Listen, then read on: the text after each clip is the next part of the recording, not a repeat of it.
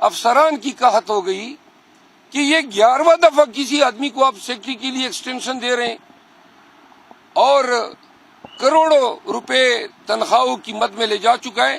Government of Pakistan کی declared policy ہے کہ صرف انتہائی کمپیلنگ یعنی مجبوری کی حالت میں آپ کسی شخص کو ایک دفعہ کنٹریکٹ پہ امپلائی کر سکتے ہیں، ری ایکسٹینشن پہ قطعاً ہے۔ علم نہیں ہو رہا ہے کہ یہ 11ویں دفعہ اس سیکٹری کو کس طرح دیا گیا۔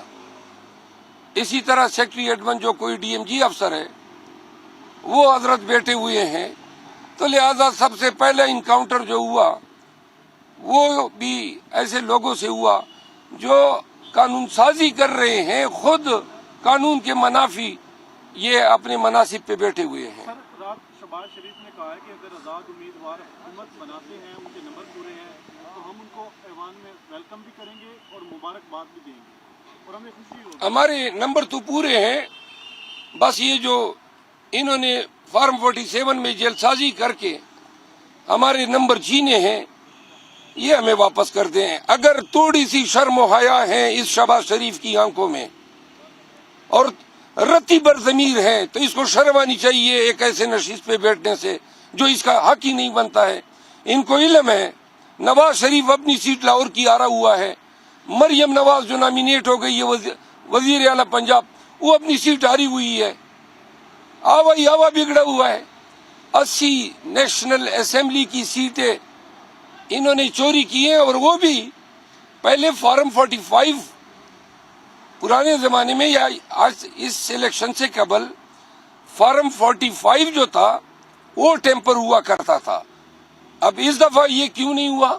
نمبر 1 نواز شریف کو یہ بتانا تھا کہ عوام نے آپ کی یہ حیثیت کر دی ہے، اور دوسرا اگر پولنگ اسٹیشنوں پہ یہ ڈرامہ ہوتا تو ملک دیکھیں پاکستان تحریک انصاف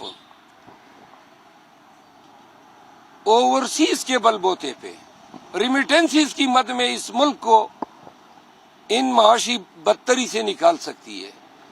دوسری بات، اگر یہ شرط ہے کہ جی قوم ڈیفالٹ کرے گا اور ڈیفالٹ سے بچانے کے لیے پی ٹی آئی نے پھر قربانی دینی ہے، ہمارے لیے ڈیفالٹ سے قبل اور تمام چیزوں سے اول تر جو ہے وہ رول آف لا ہے۔ جس ملک میں جس ریاست میں قانون کی حکمرانی نہ ہو وہ اخلاقی طور پہ بھی ڈیفالٹ کر چکا ہوتا ہے، قانونی طور پر بھی کر چکا ہوتا ہے۔ اگر رول آف لا نہیں ہے 10 دفعہ یہ معاشی طور پہ لیکن ملک کو ضرورت ہے رول آف لا کی۔ اگر رول آف لا کمپرومائز ہوتی ہے معاشی ڈیفالٹ پہ، ہماری ترجیح جو ہے رول آف لا ہوگی۔ بہت شکریہ سر، تھینک یو۔ بلاول بھٹو کہہ رہے تھے کہ ہم نے بارہا آپ سے ریکویسٹ کی کہ ہم مل کر حکومت بنائیں گے، تو کس وجہ سے؟ یہی بات تو میں کر رہا تھا کہ پیپل پارٹی ہمیں بار بار کہہ رہے تھے آئے مل کے حکومت بناتے ہیں۔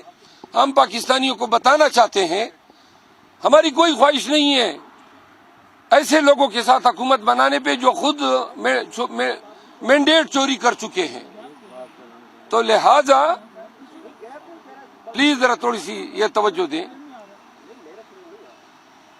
بلاول بھٹو صاحب پیپل پارٹی MQM اور نون کے ساتھ جنہوں نے ہمارا مینڈیٹ چوری کیا ہے، قطعاً جو ہے ہم حکومت سازی کا حصہ نہیں بنیں گے۔ شکریہ۔ ہاں یہ ذرا عامر بڑی امپورٹنٹ بڑی ہی امپورٹنٹ بات کرنا ذرا سن لے ایک منٹ۔ میرا تعلق حلقہ 141 سے ہے اور 26-28 سال کا عرصہ باہر گزارا ہوا ہے کوریا جاپان۔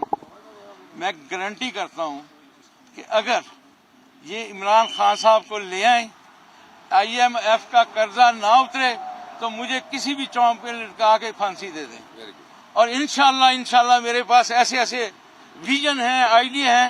اگر قرضہ IMF کا یہ قوم نہ اتارے تو مجھے کسی بھی چونک میں پھانسی دے دیں، اور اللہ کے حکم سے میں لینے کے لیے تیار ہوں گا۔ یہ کوئی مسئلے نہیں ہے۔ انشاءاللہ جب ایسے نوجوان ایسے جذبات رکھنے والے انسان عمران خان کے ساتھ ہیں، اور انشاءاللہ ہم یہ ملک بھی چلائیں گے، اور ہم IMF کا قرضہ کیا ہم قرضے دیں گے انشاءاللہ لوگوں کو۔ بہت بہت شکریہ۔